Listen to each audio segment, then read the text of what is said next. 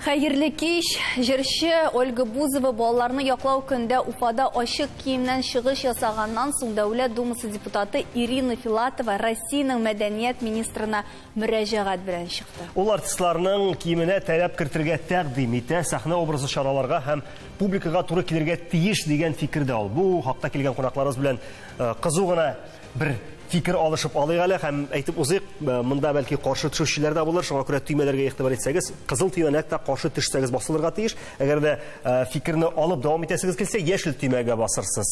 Бик зур рәхмәт килгәнегезгә, әйдәгез, башлап карыйк. Россия Дәүләт Думасы депутаты Ольга Филатова яшькләү булмаган чараларда артистлар өчен дресс-код булырга тиеш дигән тәкъдим белән килешәсезме? Менә һәрберегез кыскача әйтеп китсен инде. Алия, синнән башлы. Бет закон. Теге тәскилә ләкин чыгуына начар. Ләкин беләсезме, беренче чиратта мин үзебезнең татар тамашачысын мактыйсым килә. Чөнки ничек кенә булмасын, безнең татар артистлары, алар Европа һәм рус эстрадасы артыннан иярәләр. Аранжировка ясау өлкәсендә, җырлау стиле өлкәсендә һәм әлбәттә, менә алар артыннан ияреп, инде безнең күптән инде безнең сәхнәдә дә трусиктан, шортиктан чыгып җырлаучылар булыр иде, әгәр дә татар тамашачысы менә бу сорауда катгый каршы тормаса. Ләкин алар юк түгел бит. Бикәйләребез аларны ырышып тормаса, барбыр менә тамашачының йөзенә чыга. Менә әгәр дә әз генә килешсез кыяфәттән чыксаң, ул инде үзенең ризасызлыгын белдерә, син аның турында белмичә калмаячаксың. Һәр хәлдә һәм менә бер юлы мин үземнең социаль аккаунтымда, имәчелдәрдә җиңсез генә күлмәк белән кулны күтәреп, шундый позада бер фото куйган идем. Миңа ялгыш кына. Миңа шундук култыгасым күренә дип гаепләп язып чыктылар.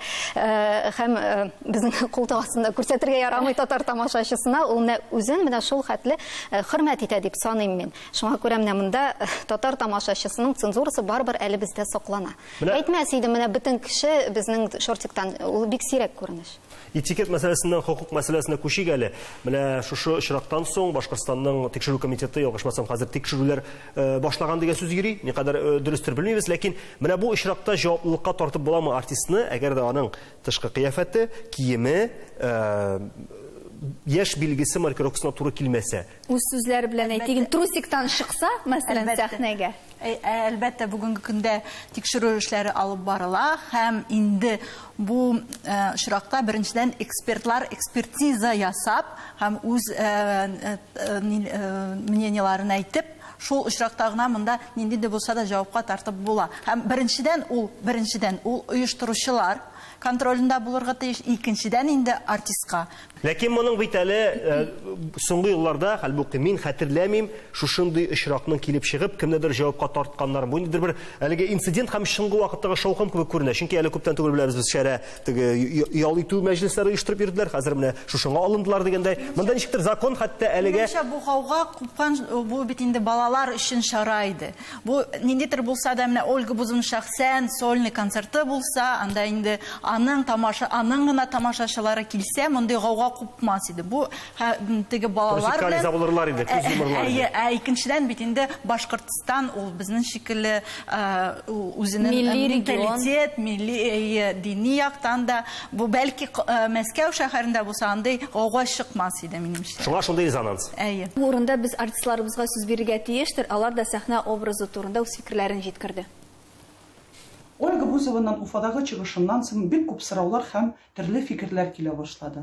Артистлар өчен булган дресс-код турындагы закон кирәкме? Әлбәттә кирәк. Аны инде голый вечеринкадан соң кабул итәргә кирәк иде. Без артист кешеләре, без матур булырга тиешбез сәхнәдә. Менә Бузова турында нәрсә әйтәсем килә. Ул молодец, тырыш кыз инде, сүз дә юк. Ну сәхнәдә минем өчен терес эшләми ул. Госдума, принимайте решение, дип әйтте берәү. Без җырчылар һәрбер концертта сәхнәдән эстетик матурлыкны, шулай ук телебезнең байлыгын, гореф-гадәтләрне тамашачыга аңлатырга тырышабыз. Репертуарга карап, җырларга карап, ул костюмнарда барлана. Мин инде бу җырчыны атар идем ваемсыз, эчке дөньясы булмаган, шулай ук культурасыз, үзенең культурасы булмаган җырчы гына болай эшли ала. Җырчы буларак, әйтәсем килә, артистларга ниндидер менә иҗади ирек кирәк, һәм ниндидер кысынкы рамкаларга куярга кирәк түгелдер дип уйлыйм.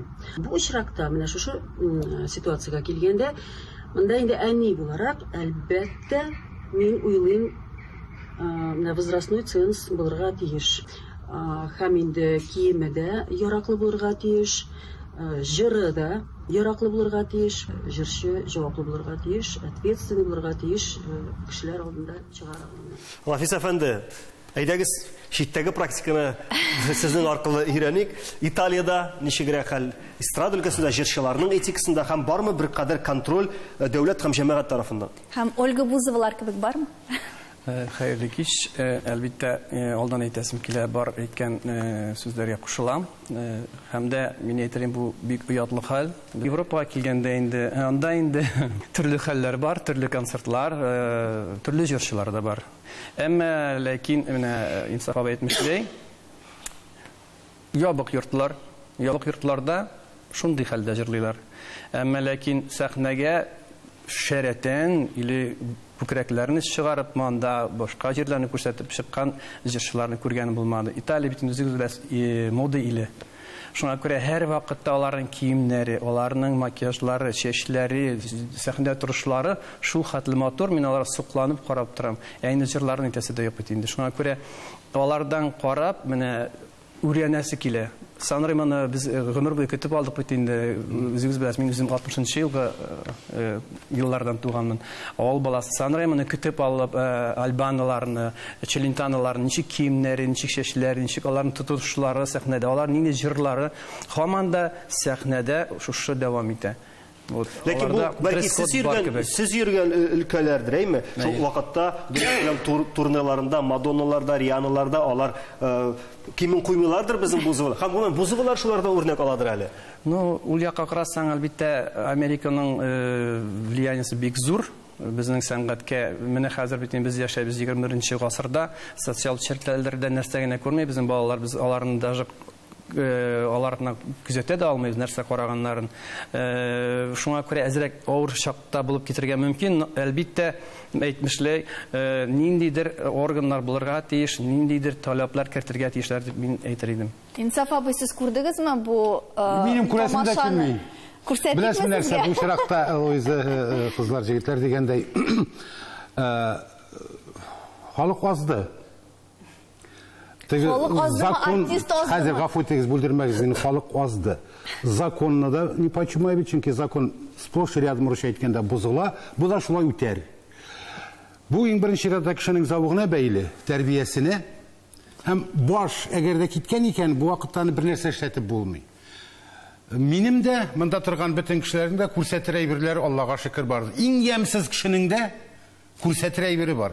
Күрсәтер әйберем бар дип бөтен кешегә чыгарып күрсәтәме кешене? Коммунистлар гомер буе сүктеләр бит. Һаман да сүгәләр, югыйсә коммунистлар төзегән нидә материаль байлыкта без һаман үзебезнең яшәп киләбез әйбит шуларның белән. Монда ход-советлар бар иде бит. Бер генә әйберендә үткәрмиләр. Һәм бу дөрес булгандыр күпмедер дәрәҗәдә. Әлбәттә инде аны арттырып та җибәрелгәндер. Әмма дә ләкин мондый кыяфәттә сәхнәгә айрым ябык клублар бар икән, рәхим итсеннәр, эшләсеннәр, хәтта анда нәрсә эшләмиләр, ябык клублар. Ләкин син тамашачы алдына чыгасың. Али әйтеп китте бит. Безнең тамашачыга рәхмәт дип, ансы шулай һәр вакыт рәхмәтле булырга тиеш артистлар тамашачыга, һәм без экранда эшләүчеләрдә аннан соң әле тамашачы гына түгел, сәхнәгә чыккан актерның аның зәвыкы бар. Безнең менә нинди киемдә кая барасың, пляжга барасыңмы син? Бузы пляжга шулай торып чыкса, бер кем сүз әйтмәсе. Әгәр дә сәхнәгә чыгасың икән, тамашачы алдына чыгасың икән, монда гафу ит, син үзеңне белергә тиешсең. Менә элек артист кеше ул зыялыларның арасыннан иде, зыялылар катламыннан иде. Алай дип әйтеп булмас ул иде, чөнки менә Илһам абыйлар, Әлфия апалар, алар авылда үскән, ятим үскән, нинди бunda тәрбия килгән, әби бабайдан тәрбия килгән, әтиянидән тәрбия килгән, милли тәрбия алынган. Әгәр дә өйдә тәрбияләмиләр икән, шулай итеп, гафу итегез, урамда менә барганда туры килә балалар белән әнисе мондый нидән бара, атасы мондый нидән бара. Ул аны күреп үсә. Бітті, оланы білмейді, аңламайды. Башқа юнәлештә бер фикер әйтеп бетерергә мөмкинлек бирегез. Бүген артистлар үзләренең дәрәҗәсен төшереп бетерде кебек. Алар инде бүген хезмәт куючыларга гына тиң кебек. Шулай уйламыйсызмы, Рузилә? Бер фикер. Беләсезме, бу әле артистларның профессиональ дәрәҗәсенә дә килеп тоташа. Зәвык та шуннан килә. Бүген шикләүләр юк. Мин сезгә кушылам, бүген цензура юк. Совет заманда цензура булган, бәлки килешәм, аның кадәре ул көчле булырга тиеш түгелдер.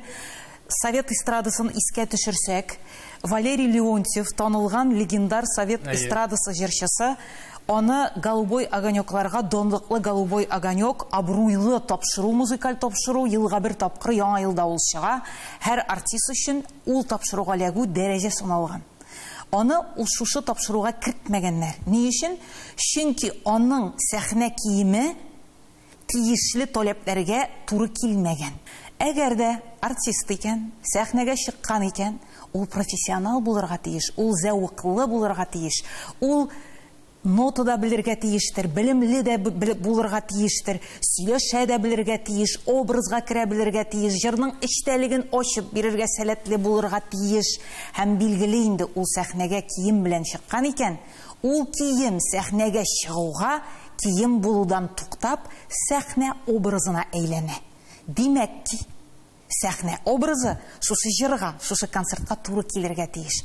Ләкин без хәзер профессиональ нечкәлекләр турында сөйләшәбез. Буларны фақат белемле, махсус белеме булган артист кына аңлый. Мондый дәрәҗәдә махсус артист кына эшли. Ә инде шушы җырчы Ольга Бузовага килгәндә, минем әйтәсем килә, ул бүген генә барлыкка килгән җырчы түгел. Ул инде ничә ел сәхнәдә эшли һәм биредә аңарда гына түгел җаваплылык. Чөнки оештыручылар бар, концертта яшь шикләүе бар.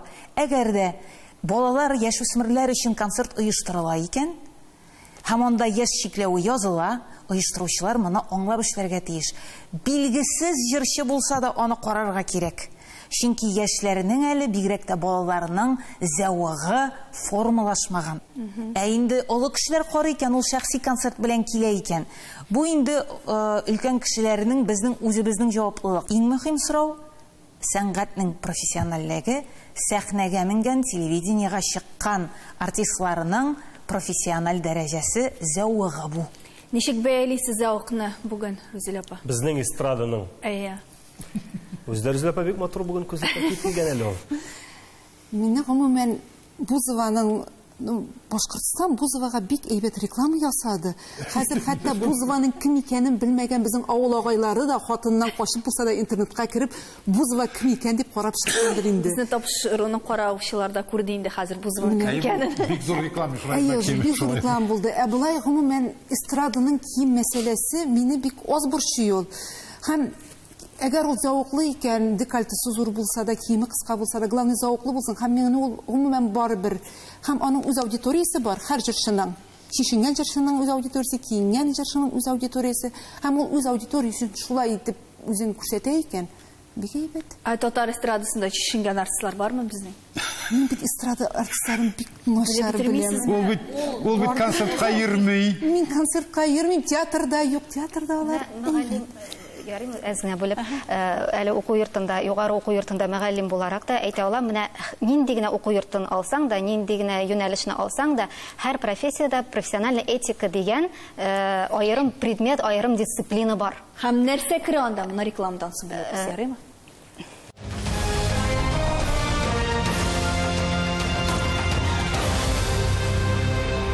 Һәр өлкәдә Һәрбер өлкәдә этика бар дип калган идек без рекламага кадәр.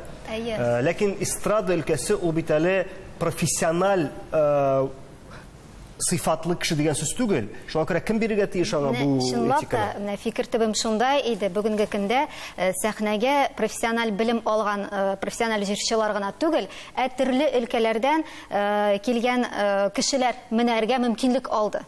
Һәм әлбәттә аларның ниндидер профессиональ этика турында, артистларның профессиональ этика турында бер нинди дә күзаллау юк. Шуңа күрә менә шуннан килеп чыккан проблема бу дип әйтәсем килә минем. Менә карагыз әле, Алия, әгәр дә безнең артистларыбыз бик матур итәгатьле генә үзләрен тотсалар, әгәр дә алар менә шәригать кушканча менә шундый итәкләр киссәләр, бөтен нәрсә ябык булса, бик матур тотсалар, бик матур репертуар сайласалар, андый артистка кеше килер иде микән, аеруча яшьләр, Анна? Минемчә, монда журналистлар, укытучылар белән спорлашып булмый, әмма дә ләкин инде күп еллар шоу-бизнес өлкәсендә юрист буларак эшлим һәм күп кенә артистлар, мәсәлән, Элвин Грей белән эшлим, аның да костюмнарын бик тәнкыйтьләделәр. Беренчедә чыккан дәврдә теге шундый тире костюмнар белән чыгалар иде, стразалар белән. Минемчә, бөтенләй менә сез әйткәнчә теге итәгатьле, шундый матур итеп сөйләшә торган концертларга яшьләр, уман балалар, мәктәп балалары бик йөрми. Шуның өчен без бит әйтәбез, менә татар концертларында балаларны күпсенчә әниләре, әтиләре, әбиләре алып килә. Яшь чикләү булмаган концертларда әлбәттә оештыручылар карарга тиеш ул костюмнарны. Әмма дә ләкин ул бит костюмы да контентына да туры килә. Бузова кичәгенә чыкмаган. Аны кем икәнен белеп чакырганнар. Һәм инде кем икәнен инде без балалар, безнең халык ул концертка йөрмәячәк дип әйдәгез шишеник, түбән сыйфатлы әсәрләр иҗат итик, дәрәҗәбезне тагын да төшерик. Безнең сәнгать, минем сорау бирәсем килә, безнең сәнгать, сәнгатькәрләр, шәхесләр түбән зәвыклы халыкка ияреп йөрергә тиешме сарык көтүе кебек? Әллә инде зәвыгы түбә булган халыкның зәвыгын үстерү өчен, тәрбияләү өчен, күтәрү өчен үзе артыннан иярергә тиешме? Без шәхсән институтта яшьләрне шул калыпта тәрбиялибез. Хәзер безнең башка проблема биткән. Шул безнең матур кемгә кеше матурның аның арт ягын тикшергә тиеш. Безнең башка проблема юкмы? Или бездә телевидениедә бит әлеге дә баягы Анна сүзләрен кабатлап, менә хәзер без аңа реклама ясыйбыз, бөтен дөньяга танытабыз. Безне дә карамаячаклар, шуңа күрә без мондый темаларда алырга мәҗбүр. Без артистлар артыннан йөргәнгә мәҗбүр. Башта әйтеп киткәнчә күрсәтә торган җирләрем бар. Илсиярның, пожалуйста, бөтенегезнең монда менә дигән салым кызлар тора. Ни өчендер сәхнәдә гел хатын кыз чишенә. Әйтегез әле җегетләр, иратларның шундый хәлдә чыкканнары бармы берәр тапкыр? Күргәнегез бармы? Әле генә Элвин Грейны сөйләп үттеләр. Элвин Грей бит шишенеп чыкканы юк. Шишенеп түгел. Хәзер иратлар чишенми, алар хатын кыз кебек киенеп чыга. Яңа ел кыз кебек киенгән артистларны мин вообще яратмыйм. Хатын кыз булсын анда, хатын күпме ялтырак әйбер тапсалар, шуның белән матур дип уйлыйлар. Ул монда таккан аспирин таблетка түбәт калфак так называемый. Буны чәчләреннән башлан йолкып чәче белән бергә йолкысым килә. Юк андый әйбер тапкан. Җәмәгать, кире темабызга әйләнеп кайтсак, менә мондый дресс-кодны кертергә кирәкме, юкмы? Менә сездән җавап. Мин дресс-кодларга контрольләр яклы түгел. Тәрбияләргә кирәк. Кеше менә шушы балалар үзләре бармасыннар шушы концертка. Кемгә кирәк икән Бузова һәм башкалар. Алар өчен, пожалуйста, Бузова бар. Шушы киемнәре белән җырласын, аның үз аудиториясы бар. Бу нормально. Әгәр дә без контрольгә мохтаҗбыз икән, юк инде. Без тәрбияләргә тиешбез. Менә аның кызларыбыз тәрбияләргә. Безнең институтны мисалга алып килә, Анна, гафу итегез, отчествогызны белмим. Алып килә менә шундый концертка, алар әгәр дә балалар алып килде икән классик концертка. Ни өчендер консерватория зур теге безнең опера концерт операларда анда юк, балетларны иләр ул сәнгать әйбит. Анда юк, дөрес аңладым. Сезнең әйткән фикерегез белән килешмәде, ләкин тамашачыга әйтергә кирәк. Баланы тәрбияләргә кирәк менә шул матур концертлар белән. Калган үзе сайлау. Кайсы алып киләсе аларны ул концертка? Укытучылар алып килергә тиеш беренче класс. Безне алып киләләр иде балетка. Безнең кичкенә вакытта карыйсыбызда килми иде. Шуңа күрә артта рәттәп пышылдашып, көлешеп утыра иде. Ләкин шуларга сингән уллар без син карыйсың. Генә ияргә ярамый. Менә мин алдан ук әйткән инде, әйбәт закон, ләкин аның чыгуы начар дип. Димәк, инде менә артист халкы шул хәтле азган, әйме? Аларны менә шушы закон белән генә инде тотып була дигән сүз бу. Бу инде бик начар, бик ятлы күренеш. Исәнәтне законга калса гына булмый, үтәмибез дә законнар.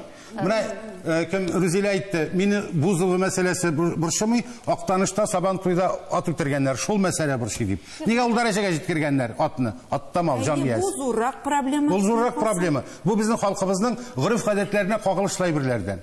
Ши чыгаралар мәмендә Бузова чыгарган, Актанышта ши чыгарганнар. Нәрсә кирәк ул? Бу закон инде бәлки менә артист халкына ниндидер хакимият тарафыннан ниндидер бер сигнал, ишарә үзләренең иҗатлары һәм образлары өлкәсендә эшләгәндә, иҗат өлкәсендә эшләгәндә ниндидер социаль җаваплылык та үз өсләренә алу. Biraz уйланыгыз әле җәмәгать дип әйтүчеләр. Ләкин ул күпмедер вакытка гына барачак, без беләбез бит инде. Инциденттан соң күпмедер Менә бу законны кабул итәләр ди. Аны ничек контрольдә тотырга? Бүгенге көндә әле мин менә бер шундый теге зур җаваплылыкка килтергән артистны да белмим. Татарстанда да, Россия күләмендә дә андый артист юк. Зур штрафлар юганның өчен. Шуның өчен артистлар курыкмыйча 50 мең штраф инде аның өчен, әйме? Ул уголовное наказание булмаса 50 мең штраф. 50 мең штрафтан әлбәттә куркып тормыйлар алар һәм чыгачаклар. Бу законны кабул итеп тә аны менә ничек тормышка ашыру менә миңа юрист кебек бик кызык. Мин аны белмим. Линейка белән үлчәп йөри. Сантиметр белән итәк. Закон кертсә, алсалар, алмасалар да Кавказ республикаларына барганда Бузова алар шулай барыр икән. Юк. Вот, юк. Нишләп ул безнең Татарстанга шулай килә дә, Башкортстанга шулай килә? Нигә без чакырган, үзе генә килмәгән, аны чакырганнар. Сез Италиядә иҗат итүче артист. Менә Инсафа Уйтага әйтә, безнең милли яклы, менә без бит татар халкы, үзебезнең мәдәниятне алга тибез, дөньяга күрсәтәбез. Әле дөнья буйлап Сабантуйлар бара. Берәй Сабантуйда безнең хатын-кыз чыкты микән шулай киенеп үзләренчә, шу Бузова кебек, или егетебез. Берсеннән-берсе матур милли киемдә чыгалар. Италиядә чыктылар, Швейцариядә Сабантуйлар, Дубайга бардылар. Ушлары китеп безнең сәнгатьнең йөзен, милли телебезне тыңлап утыралар. Ул бит безнең горурлык. Закон кирәк дип уйлыйм. Син иҗатның бер кисәге ул. Иҗат итсен мәктәптән киемен сала да Евровидениене карадыгызмы, ничек бәялис, мәсәлән, аларның сәхнә образларын? Соңыннан шау-шу булгач кына кайбер нәрсәләрне карап чыктым. Мин гомумән ирек яклы. Әгәр кемгәдер ошый икән, карыйлар. Синең мәкаләләрен укыганнан соң әйбит, мин синең мондай сүзләр сөйләгәнгә шаккатам. Син бик тәнкыйди карыйсың әйбит, спектакльләргә, ниләргә, ниндер-ниләргә. Анысы образ аны, журналист образ. Ну, монда, әгәр дә шушы әйбер театр сәхнәсенә менә икән, син нәрсә эшләр инде? Нәрсә дип әйтер? Әгәр ул иҗат икән, әгәр ул сәнгать икән. Бер вакытта да дип әйткәнең юк, Афит. Бер вакытта да дип әйткәнең юк. Монда фәлән нигә булай торып, кырыендан булай торып, күкрәгенең булышын күрсәтте дип син, ну, мин образны әйтәм. Сразу язып чыгасың. Бездә беләсез, бездә бәлки бу очракта давай тәти кыз булып торма миңа. Бездә бәлки законда кирәк түгелдер. Бездә шикләү бар бит. Менә күптән түгел сез карадыгызмы микән, юкмы икән? Мин дә тулысынча карамадым. Абруйлы дөнья күләм танылган Евровидение узды Европада. Мин аны үзек карадым, безнең илне анда хәзер катнаштырмыйлар, Аллага шөкер катнаштырмыйлар, чөнки ул ниндидер җәһәннәм шайтан туе. Анда нәрсә генә кимәгәннәр дисәм, дөрес булмас, анда гомумән киенмәгәннәр бердән. Икенчедән анда бит артистларның җенесен дә аерып булмый, анда буталып беткән. Артист гомумән аны булган. Шуннан соң мин чит ил матбугатын карыйм. Чит ил матбугатында бернинди тәнкыйтьләү юк. Фәкать безнең ил кешеләре генә тәнкыйтьләде анда, бу нәрсә, бу котышкыч хәл бит дип. Бездә әле тәнкыйть бар, бездә әле ниндидер үчикләү бар. Ул артистлар белән чагыштырганда Ольга Бузова бик тәти кыз әйләнде. Бик тәти кызга әйләнеп калуы бар аның әйе. Аерым бер дөнья бит инде, ул эстрада. Ул җәмгыятьтән аерыммы? Алар опера сәхнәсендә алай йөрмиләр икән. Аларны опера сәнгатенә кертмиләр, алар үз сәхнәләрендә генә шулай йөриләр. Һәм үз аудиториялары. Бу алар аерым дөньяда яши. Аерым дөнья. Әник безнең җәмгыятьтә алар. Шул икән, менә без опера сәхнәсенә киләбез. Юк, алар аерым дөнья булгач, ничә Уфага килеп, әйтмә шуны килеш чыга ул. Ну, Уфада да бит аны операга жүргән кеше карамый. Җәмәгать ул бит инде рәсми рәвештә гафу үтенде, ул аңлады, анда шундый аңа каршы чыгу дулкыны башланды ки, ул тиз генә аңлап алып эшнең кая барганын. Әйбәт реклама. Туй үткәчтән бергә. Җәмәгать безнең сүзебез юк. Татар эстрадасы бик матур яши икән дигән фикердә калдык. Әйе. Рәхмәт сезгә. Саулашабыз. Рәхмәт. Булдымы инде? Әйе. Бик канәгать. Менә